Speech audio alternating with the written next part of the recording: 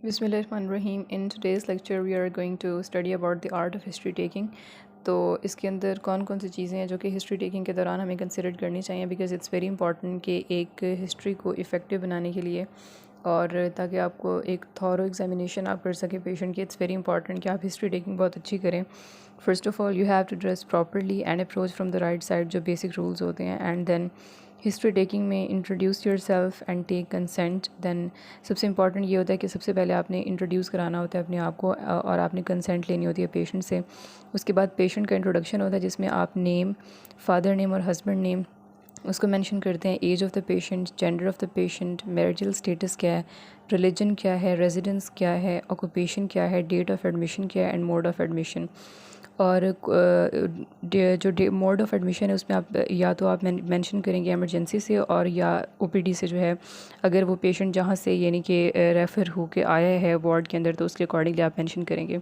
और third important चीज़ ये है कि प्रेजेंटिंग कंप्लेंट्स क्या हैं या चीफ कंप्लेंट्स क्या हैं. इसमें हम वो चीज़ें डिस्कस करते हैं कि किस वजह से एक पेशेंट जो है वो उस वक्त वार्ड में आया है, या वो किस वजह से, बेसिक रीज़न क्या थी जिसकी वजह से पेशेंट जो है वो इस दफ़ा हॉस्पिटल आया. So the problem which brought the patient to the hospital.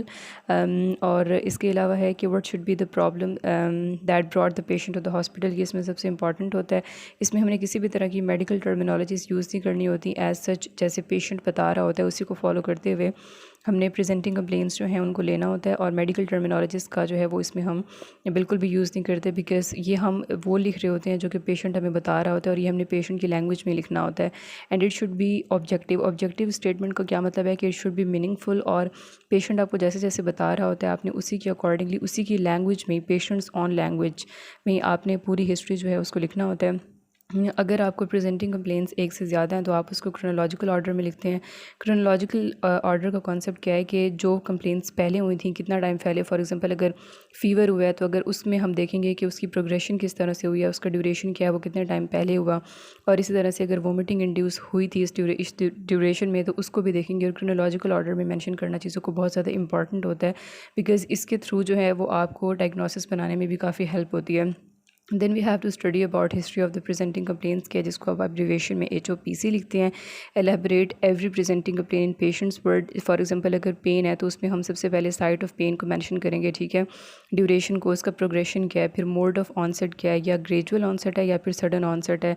जैसे सडन ऑनसेट ओबीस पेशेंट्स में हो सकता है. इसके अलावा सिविरिटी जो है उसके बारे में भी मेंशन करते हैं. पेन किसी तरफ रेडिएट तो नहीं कर रहा, या शिफ्टिंग पेन तो नहीं है, रेफर्ड पेन तो नहीं है, क्योंकि बहुत सारी एबनॉर्मेलिटीज़ के अंदर जो पेन होता है वो रेफर्ड हो सकता है, वो शिफ्टिंग पेन हो सकता है. उसकी स्वेरिटी जो है वो वेरी कर सकती है. फॉर एग्जांपल पेन की severity eight times sleeping conditions में उससे अंदाज़ा होता है. फॉर एग्जांपल अगर किसी पेशेंट की स्लीप नॉर्मल है, इट मीन्स के पेन जो है वो एक स्वेरिटी की तरफ नहीं गया. रेडिएशन ऑफ पेन उसको भी कंसिडर करना इंपॉर्टेंट होता है. शिफ्टिंग भी इंपॉर्टेंट है, रेफर्ड पेन तो नहीं है. पीरियोडिसिटी को मेंशन करना, कौन कौन से एग्रीवेटिंग फैक्टर्स हैं, कौन कौन से रिलीविंग फैक्टर्स हैं जो कि पेन को कम करते हैं. Character of the pain is also very important to be considered, कि स्टैबिंग पेन तो नहीं है, बर्निंग पेन तो नहीं है, किसी तरह का कंप्रेसिंग पेन तो नहीं है, और एसोसिएटेड सिम्टम्स जो हैं वो भी हम इसमें कंसिडर करते हैं. उसके बाद इंपॉर्टेंट चीज़ ये है कि अगर वोमिटिंग है तो उसमें हम फ्रीक्वेंसी ऑफ वोमिटिंग को कंसिडर करते हैं. इधर वो प्रोजेक्टाइल भी हो सकती है, वो नॉन प्रोजेक्टाइल भी हो सकती है. सो इट्स वेरी इंपॉर्टेंट कि जब आप वोमिटिंग को कंसिडर करें तो उसमें इन चीज़ों को भी मद्देनज़र रखें. और ये बहुत ज़्यादा इंपॉर्टेंट इंफॉर्मेशन प्रोवाइड करती हैं regarding the diagnosis. Then duration and the time of the day, किस टाइम पे जो है वो पेशेंट को ज़्यादा वोमिटिंग आती है. It is also very important. The quantity of the quantity and quality both are very important, because quality में स्मेल एंड टेस्ट आ जाएगा और quantity is also very important. Proceeded by any symptoms, उसमें nausea और headache अगर उसके साथ associated है तो वो भी इंपॉर्टेंट होता है. दैन सिस्टेमिक इंक्वायरी के अंदर आप CNS, CVS, GIT, respiratory system, urinary system and genital system, इससे जो एसोसिएटेड जो सारी की सारी चीज़ें होती है वो आप सिस्टेमिक रिव्यू में चेक करते हैं. CNS के अंदर यानी सेंट्रल नर्वस सिस्टम से एसोसिएटेड अगर किसी भी तरह की एबनॉर्मेलिटीज़ होंगी पेशेंट में